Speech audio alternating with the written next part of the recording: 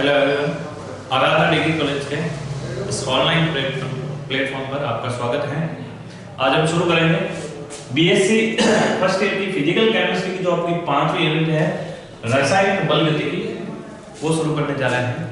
तो सबसे पहले बात करते हैं कि रासायनिक बल गतिकी होती क्या है, केमिकल काइनेटिक होता क्या है। तो इसका मतलब होता है, इसको हम खोल के देखें तो इसका मतलब होता है केमिकल और इधर है काइनेटिक। तो केमिकल काइनेटिक्स का मतलब होता है, केमिकल का मतलब होता है केमिकल रिएक्शन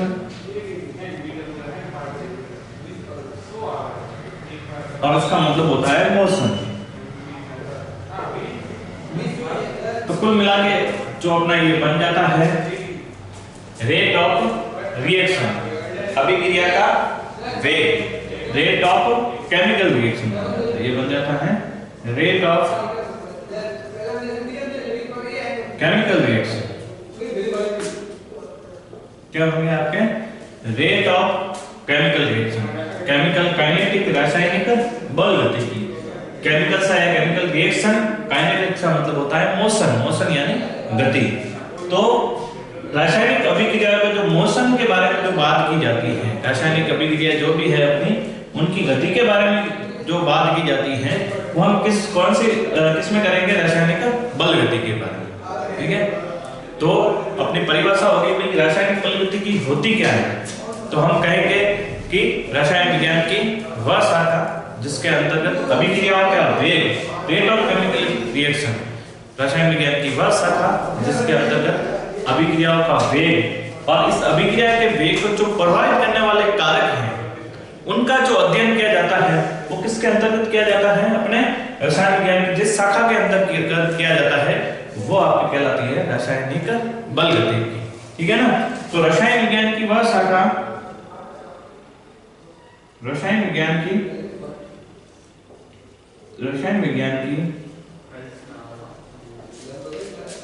वह शाखा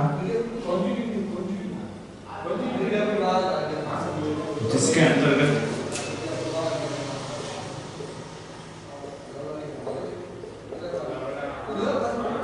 अभिक्रियाओं के वेग, रसायन विज्ञान की वह शाखा जिसके अंतर्गत अभिक्रियाओं के वेग, अभिक्रियाओं के वेग एवं वेग को प्रभावित करने वाले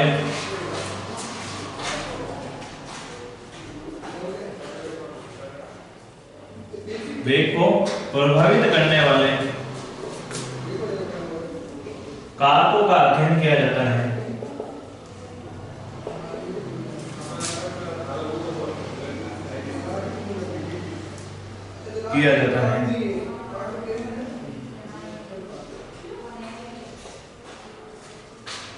रासायनिक बल गतिकी कहलाती है।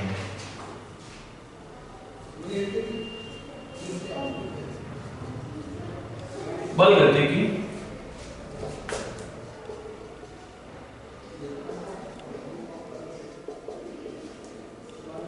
ठीक है ना। तो रसायन विज्ञान की वह शाखा जिसके अंतर्गत अभिक्रिया के वेग एवं वेग को प्रभावित करने वाले कारकों का अध्ययन किया जाता है, रासायनिक बल गतिकी आपके कहलाते हैं। ठीक है। तो देखेंगे इसके बाद में हम देखेंगे भाई रेट ऑफ रिएक्शन क्या होती है, रेट ऑफ केमिकल रिएक्शन होती क्या है उसके बारे में बात करेंगे। पहली बात तो हो गई कि केमिकल काइनेटिक होता क्या है। कोई भी रासायनिक अभिक्रिया है उसका अभिक्रिया का जो वेग है और उस वेग को प्रभावित करने के वाले जो कारक है उनका जो जिस ब्रांच में हम अध्ययन करेंगे वो आपकी क्या होगी, रासायनिक बल गतिकी होगी। अब देखेंगे आगे, अब रेट ऑफ रिएक्शन क्या होगी वो देखेंगे।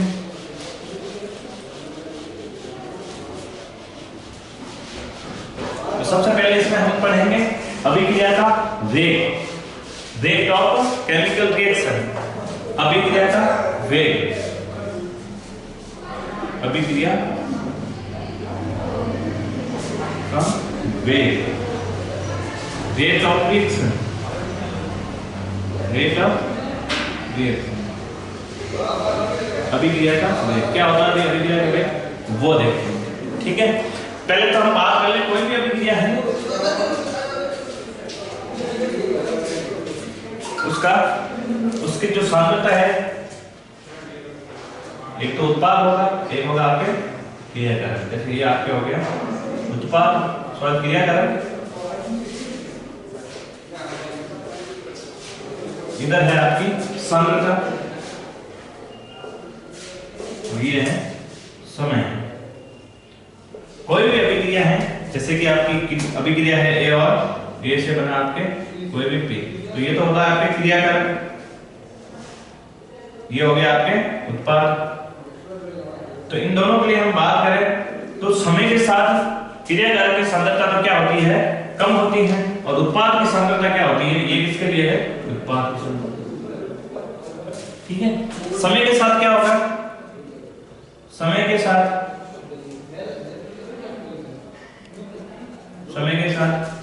क्रियाकारक की सांद्रता, क्रियाकारक की सांद्रता में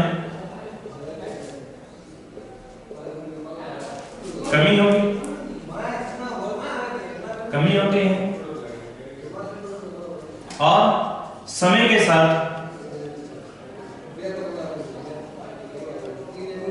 उत्पाद की सांद्रता में वृद्धि होगी।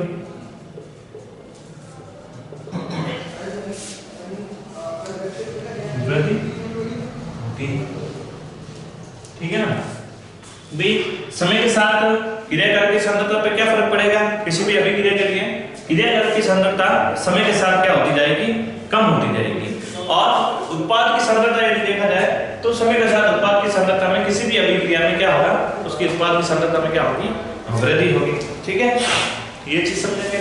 उसके बाद में हम देखेंगे कि अभिक्रिया का वेग होता क्या है। अभिक्रिया के वेग की यदि बात करें तो इस समय के साथ जो क्रियाकारक और उत्पाद जो हमने देखे हैं, तो समय के साथ क्या हो रहा है, उत्पाद और क्रियाकारक की सांद्रता में क्या हो रहा है, परिवर्तन हो रहा है। तो समय के साथ जो अभिक्रिया के क्रियाकारक और उत्पादों की जो सांद्रता में जो परिवर्तन हो रहा है, वही आपके कहलाता है अभिक्रिया का वेग। ठीक है, तो कोई भी रासायनिक अभिक्रिया है, उसकी क्रियाकारक और उत्पादों की सांद्रता में जो समय के साथ परिवर्तन हो रहा है, जो चेंजेस हो रहा है, वो ही आपके कहलाता है अभिक्रिया का वेग। तो अभिक्रिया का वेग क्या हो जाएगा, समय के साथ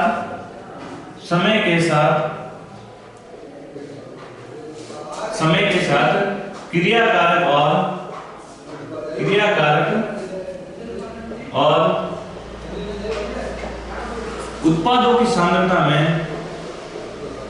उत्पादों की सांद्रता में परिवर्तन क्या कहलाएगा, आपके समय के साथ क्रियाकारक और उत्पादों की सांद्रता में परिवर्तन आपके कहलाता है अभिक्रिया का वेग। अभिक्रिया का वेग कहलाता है, ठीक है ना। तो समय के साथ किसी भी क्रियाकारक और उत्पादों की सांद्रता में जो परिवर्तन होता है, वही आपके क्या होता है, अभिक्रिया का वेग होता है। ठीक है, तो इसको हम देखेंगे आगे। समय के साथ क्या होना है, क्रियाकारक और उत्पादों की सांद्रता में परिवर्तन। तो इसको कैसे करेंगे, रेट बराबर आपके क्या हो जाएगी, rate is equal to change in concentration of reactant and change in concentration of product. Change in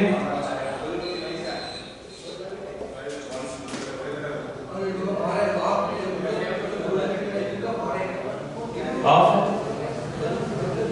reactant and change in concentration of product, समय के साथ। और नीचे क्या लिखेंगे अपन, टाइम, और यहाँ पे लगाएंगे हैं सिंबल, लगाएंगे अपन प्लस या फिर माइनस। ये होगी आपके समय के साथ जो आपके क्रियाकारक और उत्पाद की सांद्रता में जो परिवर्तन होता है, वही आपके क्या कहलाता है, अभिक्रिया का वेग, है ना। समय के साथ प्लस माइनस, समय के साथ, या फिर आप ऐसा लिख लो, क्रियाकारक और उत्पादों की सांद्रताओं में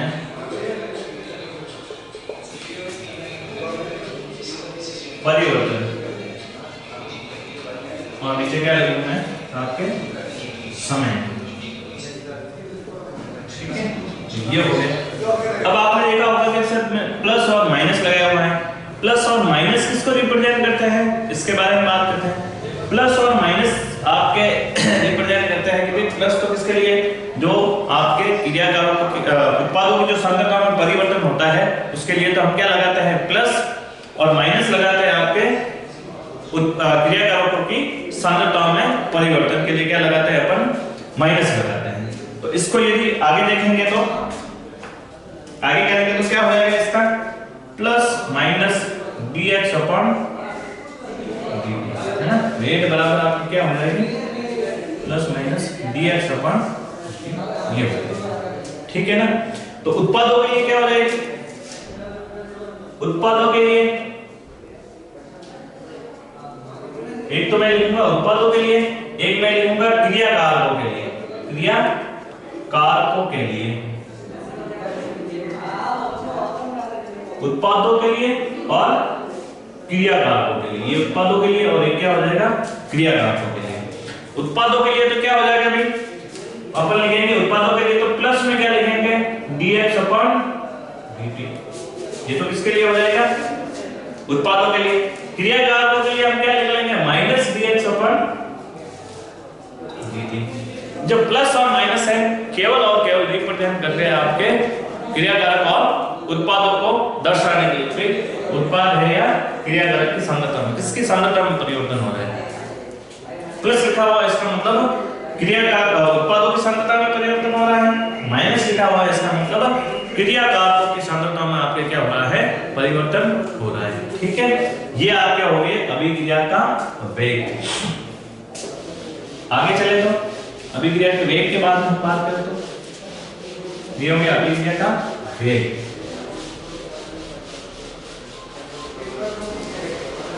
अभिक्रिया के वेग के बाद हम बात करते हैं, एक कोई सामान्य से हम अभिक्रिया लेते हैं, जैसे कि मैंने ली N1 A plus N2 B और क्या बन गया आपके N3 C plus N4 D। ठीक है, इसके लिए हम लिखेंगे वेग समीकरण। इसके लिए हम यदि वेग समीकरण बनाएं, वेग समीकरण इसका लिखें, इसके लिए हम लिखते हैं वेग समीकरण।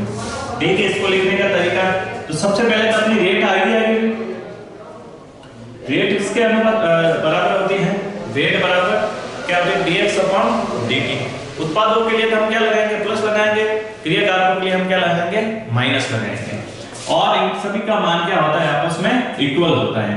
तो dx x क्या होता है आपकी, इसकी सांद्रता होती है, जो क्रियाकारक है उसकी क्या है, सांद्रता का जो पद है इसको हम यहां लिखते हैं, नीचे समय तो आएगा ही आएगा। और तो ये मोल्स की संख्या है उसको हम लिखते हैं साथ में, यहां लिखते हैं N1। यहां पे लिखेंगे हम मोल्स की संख्या, या तो ऐसे लिख लो या फिर 1 माइनस N1 लिख लो, एक ही बात है। ठीक है, ये किसके इक्वल होगा, ये तो इसकी बात होगी, ये क्रियाकारक, दूसरे क्रियाकारक किसके पे माइनस लगा लेंगे, वो क्या है 1 माइनस N2। मोल्स की संख्या को कहां लिखना है, नीचे लिखना है, और अपने क्या लिखना है, क्रियाकारक क्या है B है, और अपना क्या आ जाएगा dt। ये तो किसके लिए हो गया, क्रियाकारक के लिए। उत्पाद के लिए हम बात करें तो प्लस लगाना पड़ेगा, और A1 अपॉन N3, और क्या आ जाएगा x की जगह क्या लिखेंगे, c लिख लेंगे, और क्या हो जाएगा dt। ये हो जाएगा। इसके आगे देखें तो d वाला भी है, वो भी क्या है, उत्पाद है, तो प्लस लगाएंगे, 1 अपॉन N4 हो जाएगा, और d, और क्या आ जाएगा ये।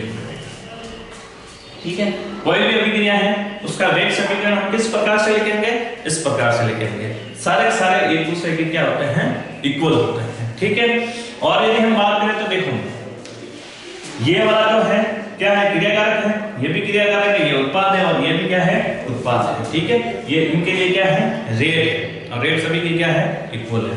यदि हम बात करें कि भाई इसके विलुप्त होने की दर, क्वेश्चन आता है आपके कि भाई विलुप्त होने की दर, प्रकट होने की दर, तो उसको कैसे करेंगे? देखो जो आपके ये लिखा हुआ है, ये वाला मोल्स की संख्या को छोड़ के जो लिखा हुआ है, ये वाला,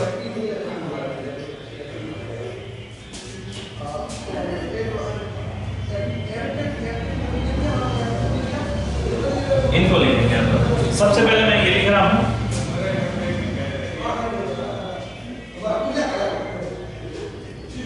ये वाला सबसे पहले ये लिख रहा हूं, ठीक है ना।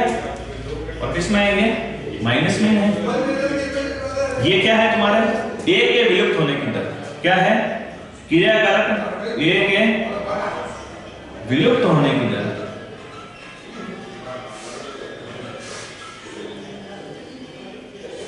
क्रिया कारक ए के विलुप्त होने की दर।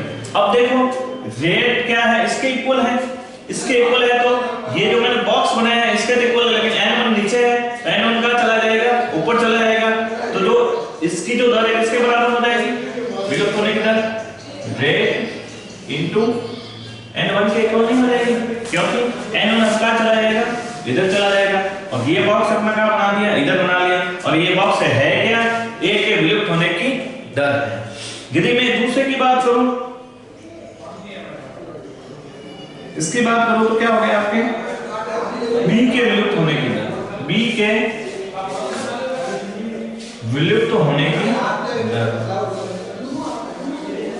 और b के विलुप्त होने की दर भी देखो ये किसके बराबर है? सारे के सारे किसके बराबर है? रेट के बराबर है, तो रेट तो हो गया होगा, रेट वही है अपने, और क्या लिखूंगा मैं? n2 क्या है यहां लिखा हुआ है, तो ये क्या हो जाएगा? n2 हो जाएगा, ठीक है। फिर बाद में बात करो तो ऐसे कैसे करते जाओ आगे, तो क्या हो जाएगा? अब प्लस आएगा उत्पाद के लिए, तो C के बनने की दर, B तो कम होगा लेकिन C और D तो बन रहे हैं क्योंकि क्रिया कारक है, तो C के बनने की दर, C के बनने की दर, तो C के बनने की दर किसके बराबर हो जाएगी? रेट है, रेट तो इतनी लिखनी, इनटू क्या लिखूंगा मैं? n3, ठीक है ना। और यदि इसकी बात करें तो D के बनने की दर, D के बनने की दर, D के बनने की दर, तो क्या हो जाएगी? अब ये वाला जो इसके इक्वल है, इसके ये बॉक्स वाला तो आ गया इधर, आपके n4 कहां चला जाएगा? रेट के पास में चला जाएगा, तो रेट इनटू क्या हो जाएगी? इस प्रकार से कोई भी अपनी वेग समीकरण है उसको ऐसे हम दर्शा सकते हैं, और इसी दर्शाने के साथ हम कोई भी क्वेश्चन आ जाए तो उसको हम सॉल्व कर सकते हैं, ठीक है ना। क्वेश्चन देखेंगे अपन,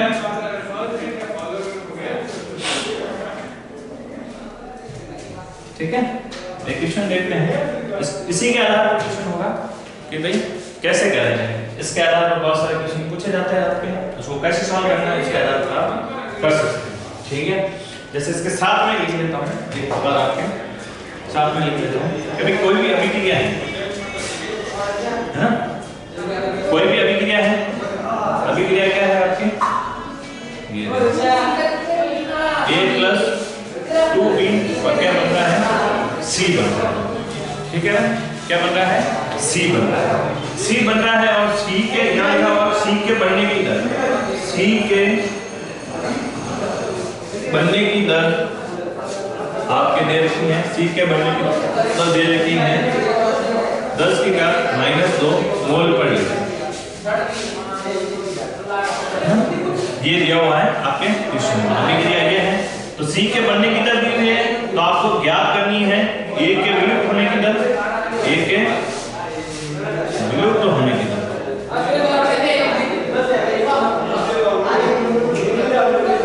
अब देखो पूछा क्या गया है? a के विलुप्त होने की दर, a के विलुप्त होने की दर पूछी जाए तो हम ये देख, सबसे तो पहले वेग समीकरण लिखे, इसका वेग समीकरण हम लिखते हैं तो कैसे लिखेंगे? इसके आधार पर देखो, जैसे हमने अभी लिखा, इसके आधार पर यदि वेग समीकरण लिखे तो ऐसे होता है इसका dA अपॉन क्या होता है? dt, ये तो होगा माइनस बराबर इसके